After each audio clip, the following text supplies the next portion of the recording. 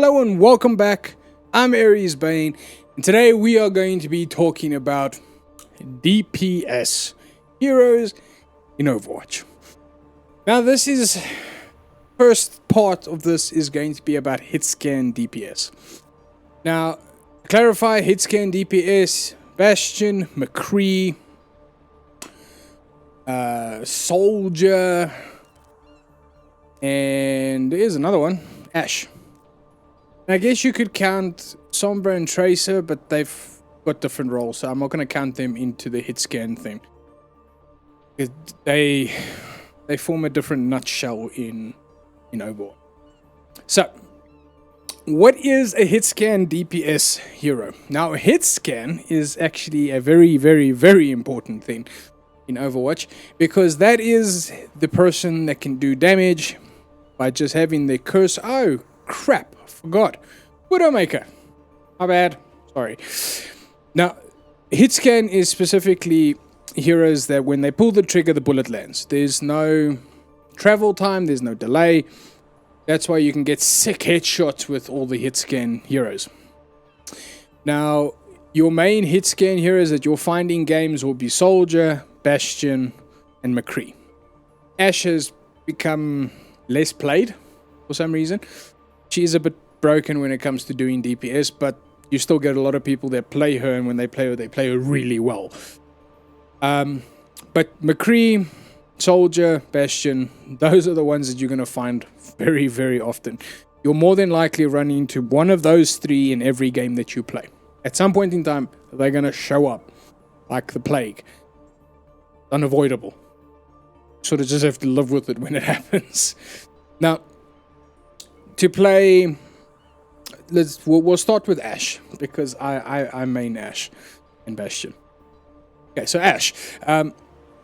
Ashe is a, how can I call it? She's utility when it comes to the fact that she's good at pushing teams away. She's good at pinning teams down, because you don't want to poke your head out near an Ashe, because she can take off your health with one shot.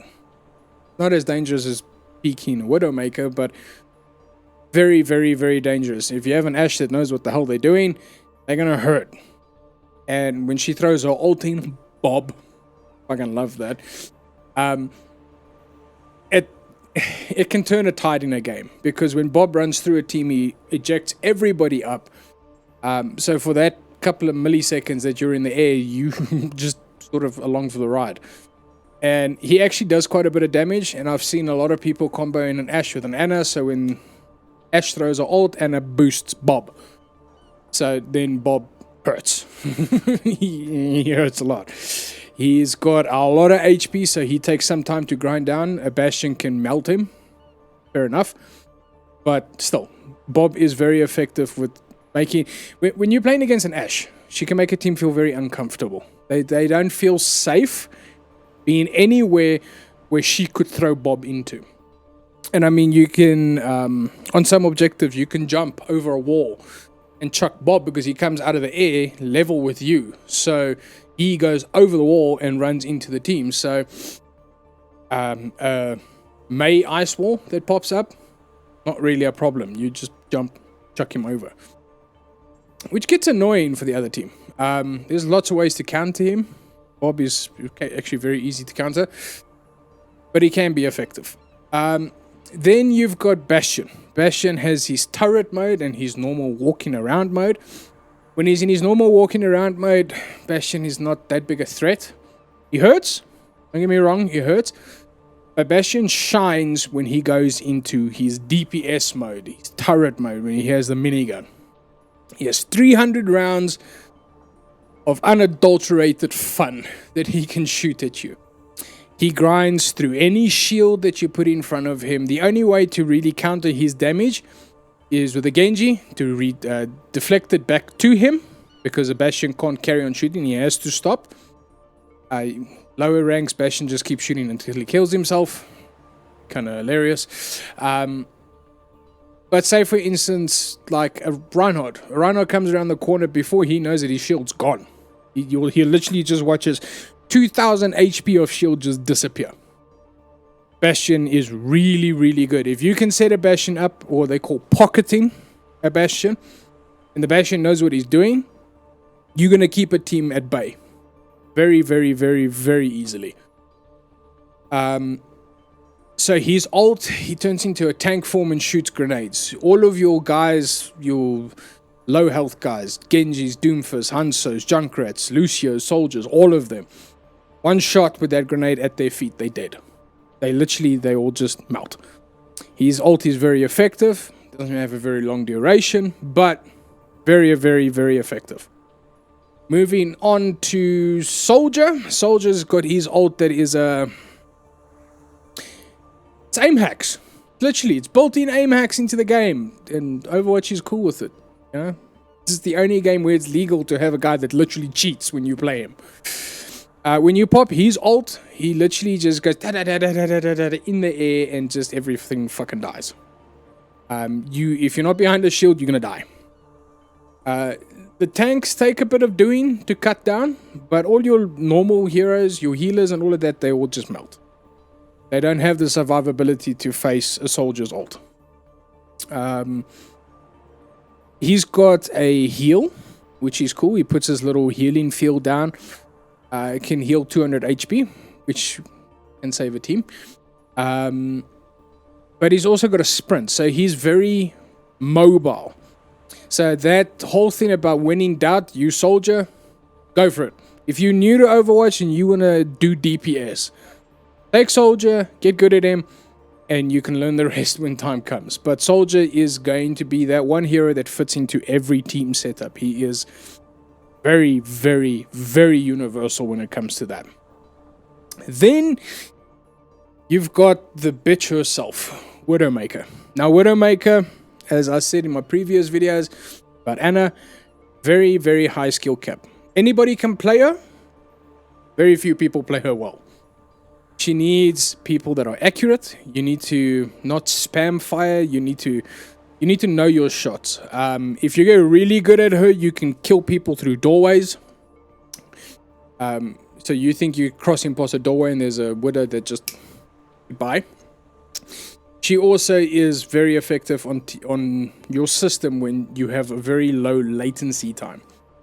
Now, latency time is a whole different video because that goes more in depth in what latency is and how it affects you as a player and how it affects you to play different heroes. Because some heroes, the latency thing is not that big a deal, but heroes like Ashe and Widowmaker, latency, you're out of the game. You're not going to be effective. Then we've got good old...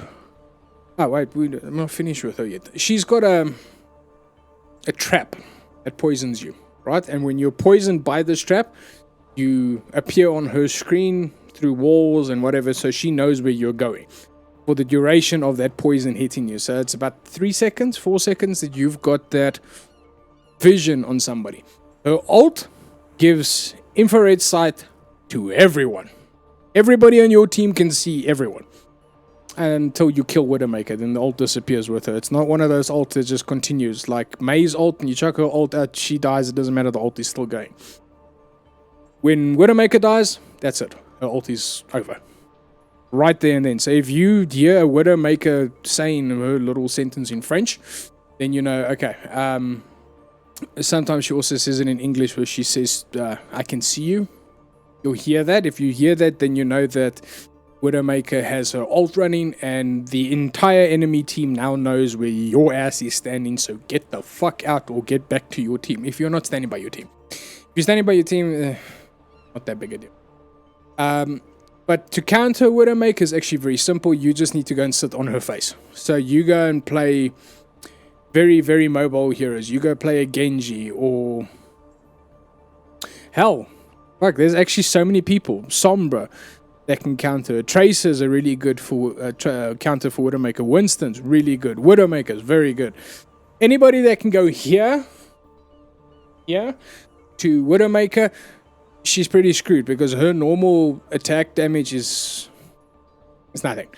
Her damage comes from her sight and her scope, where she can do that power up to 100% and then take the shot, where she can instant kill pretty much fucking anyone.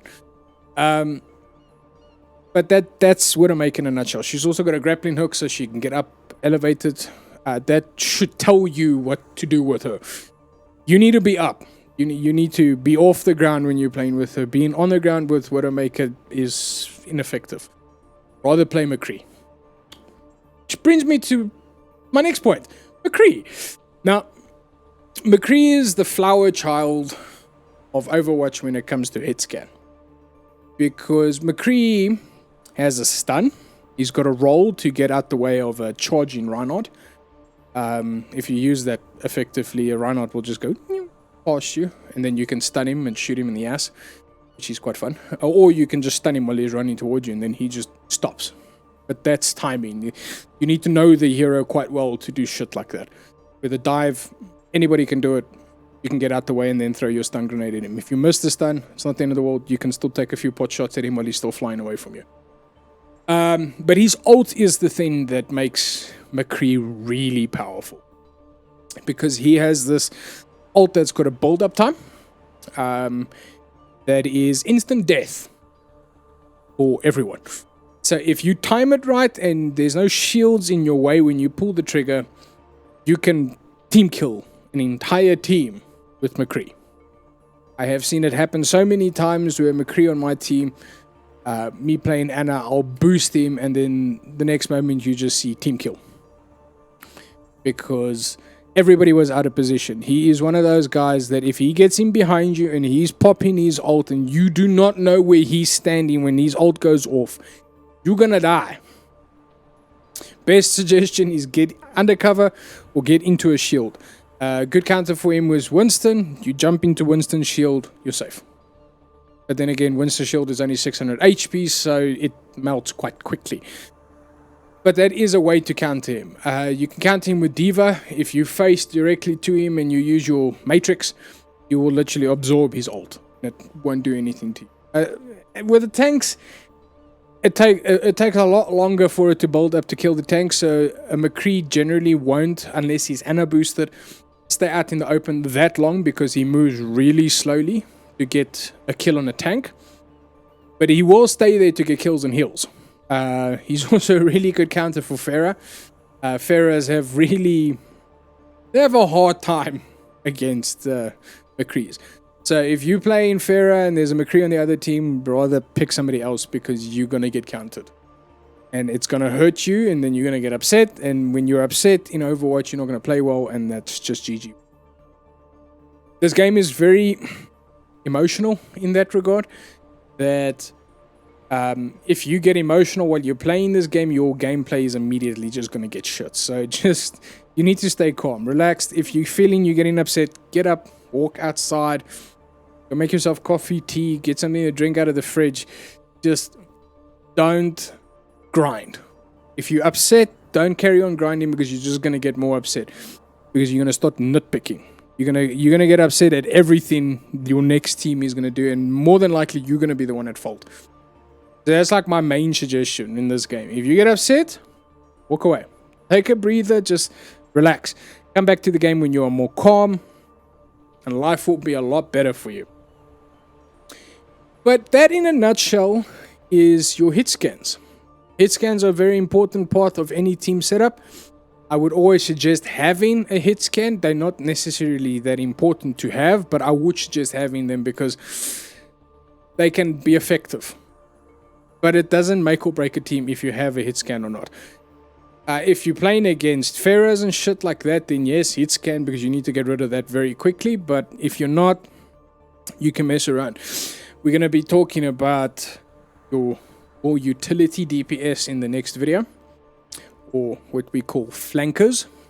So then you'll understand what I mean. It's not the end of the world if you don't have a hit scan. But yeah, guys, honestly, just sound off in the comments if there's anything that I said that you don't agree with. Please, I'm doing this as a general thing for the Overwatch community. I'm not just wailing here. So if the Overwatch community has a different view, please share it with me. I'd love to hear it. Like I said before in other videos, I've scoured the internet. You can only find write-ups, but nobody's actually taking the time just to go make a video and just start talking to people, you know, explaining it more in layman's terms, who everybody is. With Overwatch 2 around the corner, a lot of people are going to be flooding to Overwatch, so they're going to be looking for guides and what is what in Overwatch. So I think it's a good time for us as a community to stand together in this game and really just help one another. You know, you always want to swear at the healer or DPS or tank on your team that's not doing well, but have you actually tried to tell him what to do to improve his gameplay? I don't think many of us have. You know, I'm guilty of that as well. I had a bad day, started jamming Overwatch, and I was healing, and the tank started swearing at me, and I lost my shit. Tank was diving the entire time, so we're all human, but still, at the end of the day, we should rather, instead of trying to break each other down, help each other. Because I'm one of those people that believes that Overwatch is a really, really, really good game, and I know there's a hell of a lot of us that agree. But we as a community have a very negative look from other people. You know, they aren't quite as bad as Siege, but still, we need to improve them. Rather, let's help each other. Let's grow together, you know, because we can always learn from one another. I might know something better about healing, a different tactic that works better for somebody than the healing setup that they're using. So let's rather communicate, you know. But further than that, guys, thank you guys so much for watching. If you're new here, please do hit that subscribe button. Let's grow our little Baines family that we're having. And I'll see you guys in the next one. Until then, bye-bye.